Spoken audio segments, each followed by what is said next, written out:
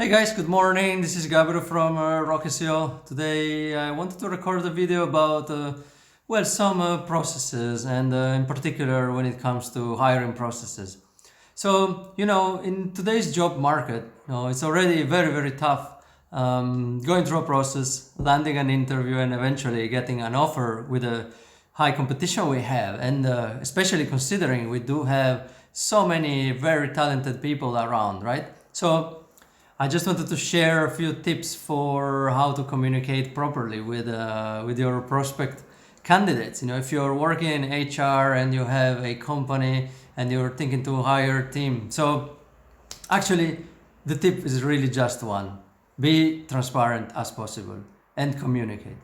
Because, you can have your round of interviews, your first round selections, you can use AI to browse through CVs and skim through past experiences and decide whether or not one person is good. But at the end of the day, all the candidate really wants to know is, A, do I have a chance? If I'm in the process, where do I stand?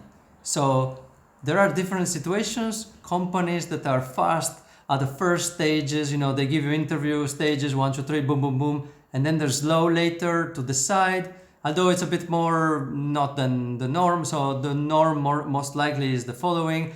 Long interview process for the beginning takes forever to get selected in your when you send your CV and so on. Then the process can be relatively quick, let's say 1 to 2 weeks, and then the offer is quick because they're ready from an HR perspective.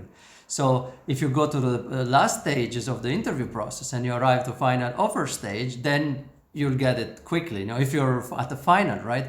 Whereas some other companies perhaps have different processes. You might be interviewed quickly and then the offer stage takes forever. But in either cases, the situation does not change. Be transparent. When your candidate asks you some information about specific process, you should give the information. If you don't know, you should also explain why you don't know. And I find that one of the most telling things is when a company doesn't answer you if they're interviewing other candidates. So that's a very telling question, which should raise some red flags here specifically, because I think this is also to respect yourself and respect your time and also be polite and honest with you. So it's totally fine if the company decides to hire another person because they found someone more skilled than you, or they have a different skill set, or they are in the time zone, especially with the remote hires, right? But at the same time, for me, I think what's really key, and if I hire someone from Rock SEO, in fact, I will always communicate, hey, I'm interviewing 3 people. Look, these are people in the pipeline. I'm taking a final decision on XYZ because this and that, etc. And again, there might be all the HR procedures, all compliance you want, but that's just being courteous with the person, and being human accordingly. Exactly. So please, if you have a company or you're hiring people and you have procedures in place, or you're thinking, hey, are my procedures good enough? Give me a call, drop me a message. I'm happy to give feedback. I've helped internal teams also when I was doing my own hiring in previous companies, and I was giving feedback on processes, etc. So I think I know a thing or two around these things. And yeah, just keep the conversation going. What do you think about this, guys? Which one was the best process you've had? No names, of course, for company's sake.